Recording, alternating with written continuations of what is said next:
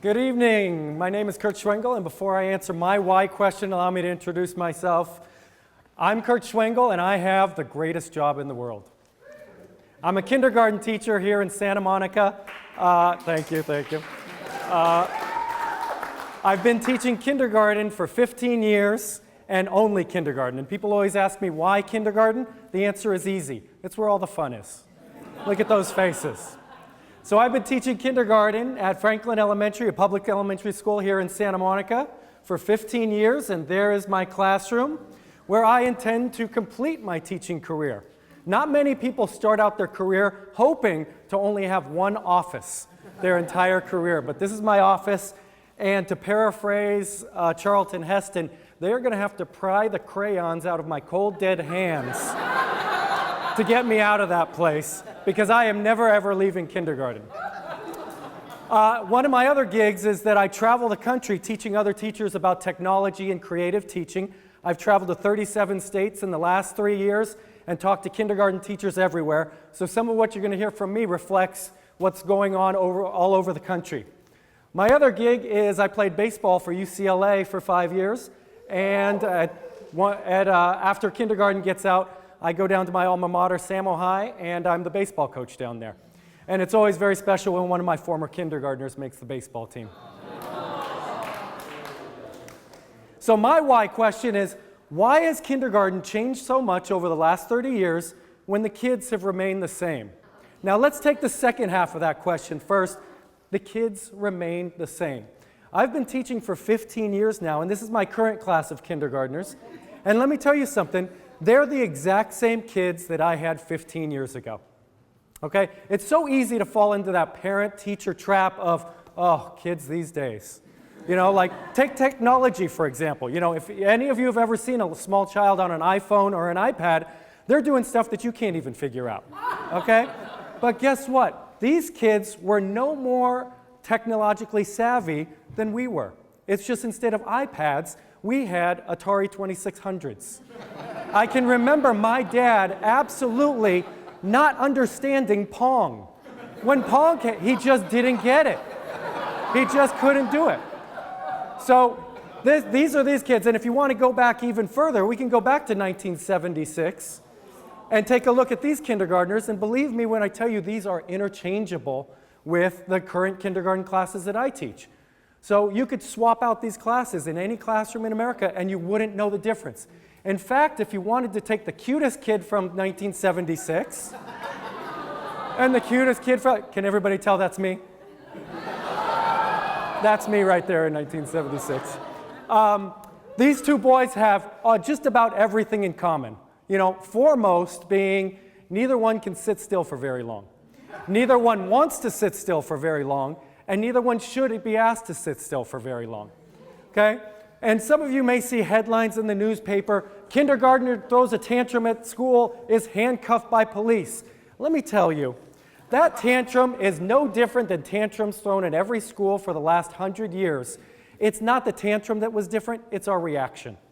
The kids are the same, they have not changed. I just hosted a reunion of my first class of kindergartners. They are now juniors in college, and I take credit for all their successes.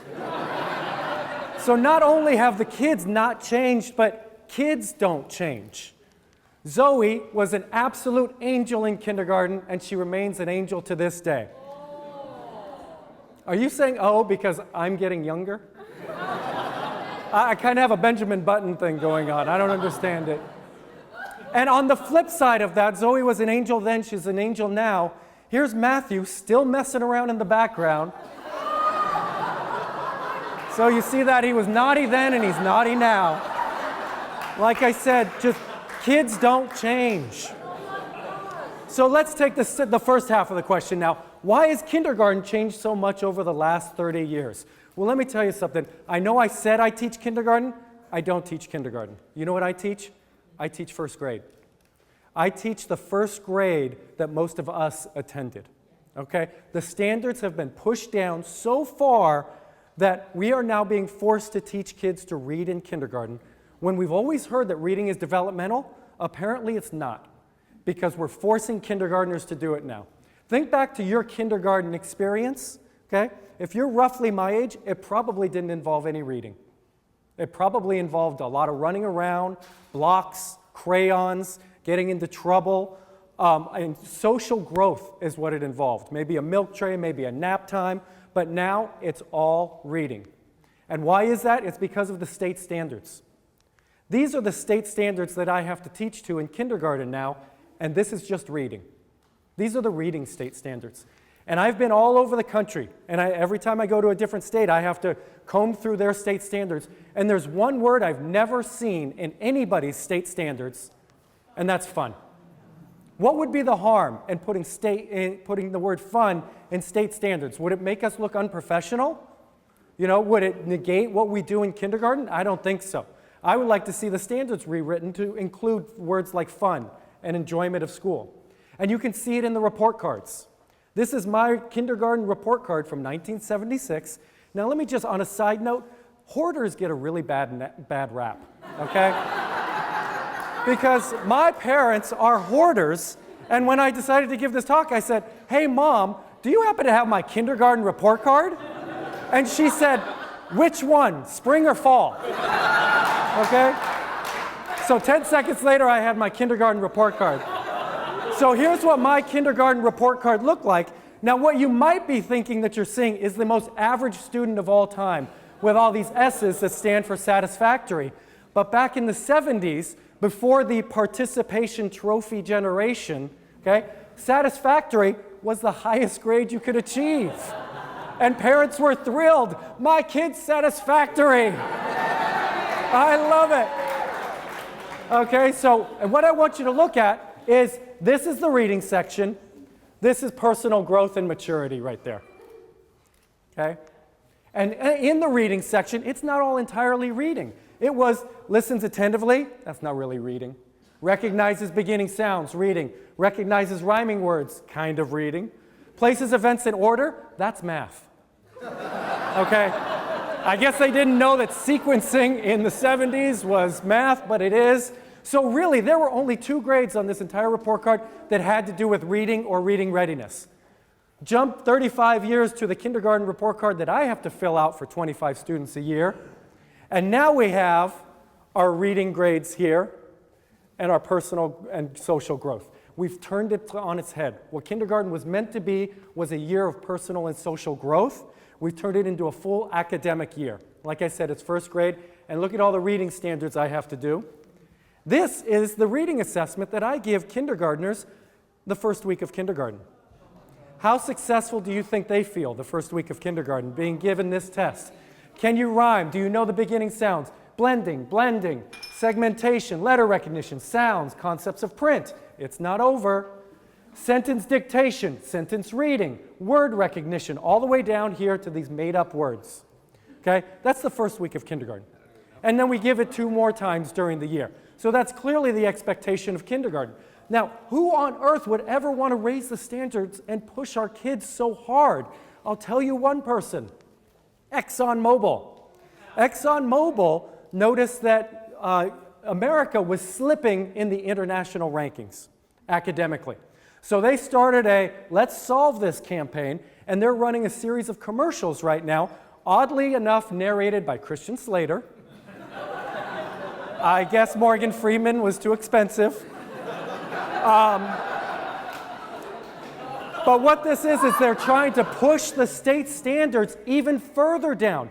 They want the kids reading even sooner than kindergarten so that our international rankings can go up. Or you could just take the other road and do what LA Unified's going to do. Hey, we want our graduation rates to go up. I got it. Let's lower the bar. It's like, hey, if you really want our test scores to go up, make the test easier. And we'll climb the rankings. Okay? But I'm not calling for a boycott of Exxon. I mean, at least they're doing something. They're trying hard now. I feel it's misguided, but at least they're doing something. But I am calling for a boycott of Christian Slater. Now, that is a completely separate TED Talk that I hope to give in Manhattan Beach in a couple weeks. So when you become a kindergarten teacher nowadays, what happens is they hand you a couple of boxes. This is your curriculum. And what's in those boxes are worksheet after worksheet. They would have us become a worksheet factory in kindergarten. Instead of that wonderful social year, it would just be worksheet after worksheet to meet these incredibly rigorous state standards. And what are we creating? What's the downside? We are clearly creating a generation of kids who are not going to enjoy reading because it's not being taught developmentally. One of the reasons I feel like I enjoy reading is because I was given my time to enjoy reading and learn reading and not tested in kindergarten and made to feel a failure. So ultimately, we want the kids to enjoy reading and not see it as a punishment or something they were bad at. But, taking a step backwards, you have to understand that kindergarten didn't just happen. It was invented. And that's why every once in a while a kindergartner comes up to me and says, why is this called kindergarten and my second year of school called first grade? And this is why, because, a lot of the things in our lives that we're all have in common, we know who invented them. Who invented the light bulb? Edison. Who invented the iPhone? Steve Jobs. Who invented the internet? Al Gore, yes. The man who invented kindergarten was named Frederick Froebel. And now, schools before Froebel came along, no child under 7 went to school at all. They were viewed as unteachable. And they were housed in buildings called Kinderkleinasils, like this, okay? And translated from German means infant asylum, okay?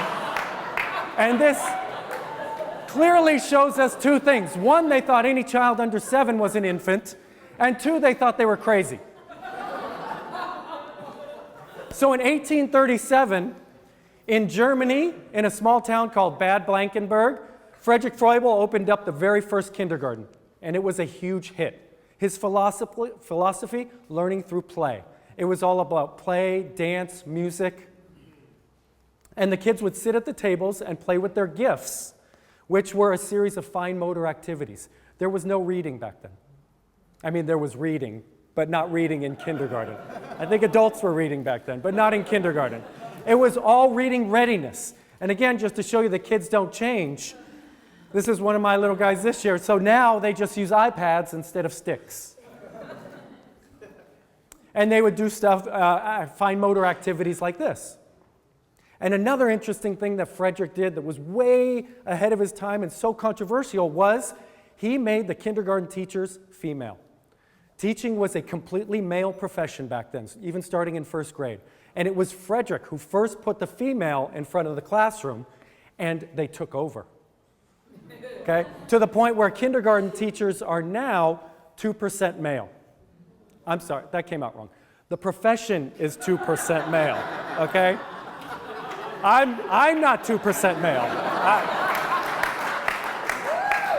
I'm all man, is what I am. So kindergarten teacher was the rank of kindergarten teacher was the first advanced degree offered to women in all of Europe. And it became a huge part of the feminist movement in both Europe and America. So in America in 1870, kindergarten became recognized as the first grade, but kindergarten was a brand name, and they didn't want to push everything back and call that first grade, so they called it kindergarten and remained first grade the way it was. And then in 1995, when I became a teacher, I wanted to get back to Froebelian roots. Now, I have to teach to the state standards. That's not a choice I have. But the how I teach to the state standards is up to me. So I created my own curriculum called Rock and Roll Kindergarten. And I do a series of thematic units, and my goal is to hide the learning from the children so they don't even know it's happening. And let me just state, I'm a huge fan of technology. I'm not saying we go back to sticks or peas and piecework like that, like Froebel used to teach. I'm a huge fan of iPads in the classroom. We use them every day. But I'm a fan of games. 5 and 6 and 4-year-olds should be playing games constantly. Fine motor games that help with your balance. And instead of playing Go Fish with numbers, we'll play with sight words. And just in case you don't believe I teach kindergarten, there's the proof right there. People always ask me if I staged this photo.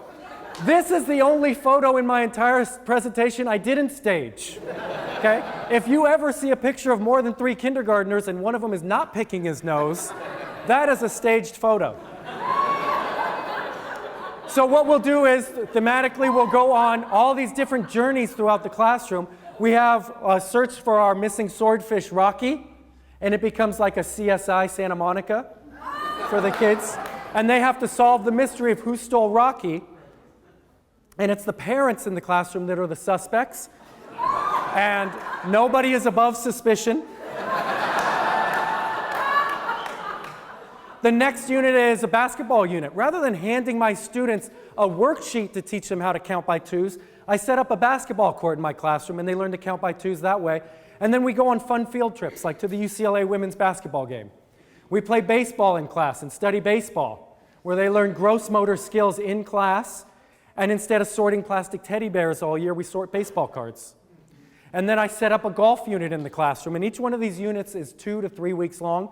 I don't want you to think I have a putting green in my classroom 40 weeks of the year. But we do a golf unit to help them with their fine and gross motor and their counting skills, because they're counting their strokes.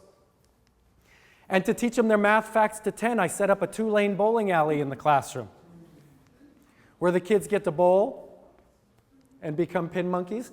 And while the other classes are studying more traditional fairy tales, we're studying my favorite fairy tale, which is Star Wars, which has great books. And the unit culminates in, we all meet, my students and I meet in the classroom Saturday morning at 7:30 a.m., and we watch all 6 Star Wars movies back to back to back to back.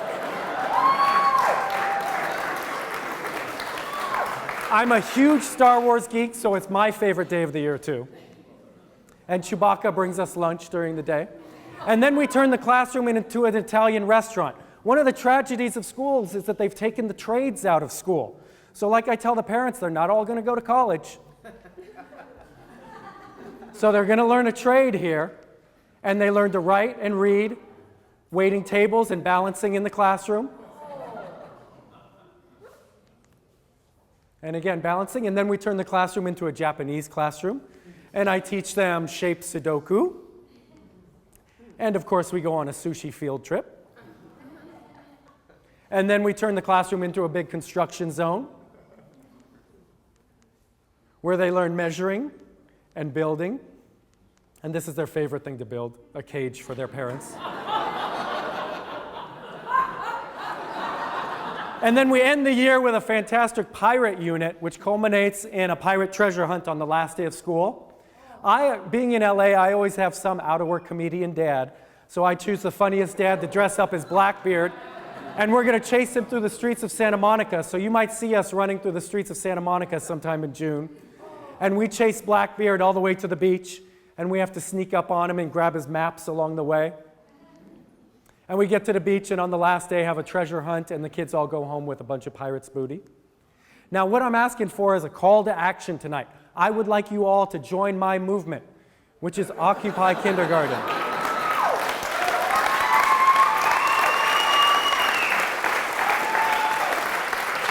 The goal of this movement is to take kindergarten back and bring the fun back to kindergarten. But as we all know, it's all about the poster. Whether you're running for president, or I'm not even sure what this was. But it's all about the poster, so here's the poster you're going to start seeing everywhere. There's the Occupy Kindergarten official poster. So let's keep kindergarten fun. Make it fun for the teachers and the kids. And remember that kindergarten is not a serious place. It's a silly place. And it should remain that. And I want to tip our hat to Frederick Froebel, and combined with my obvious passion for kindergarten, and as some of you have probably figured out from my insanely German last name of Schwengel, if you follow my family tree up a couple of generations, Frederick Froebel was actually my great-great-great-grandfather. Thank you.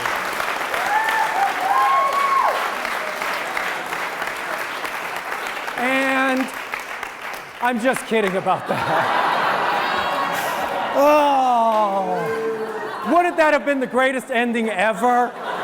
Oh, did I have you guys with the German last name? Oh, I had you. But remember, to keep occupying kindergarten, I've already started putting the posters up, and if it doesn't happen soon, I'm just going to go ahead and paint my classroom. And remember to help me keep kindergarten fun, take back kindergarten, and occupy kindergarten. Thank you all.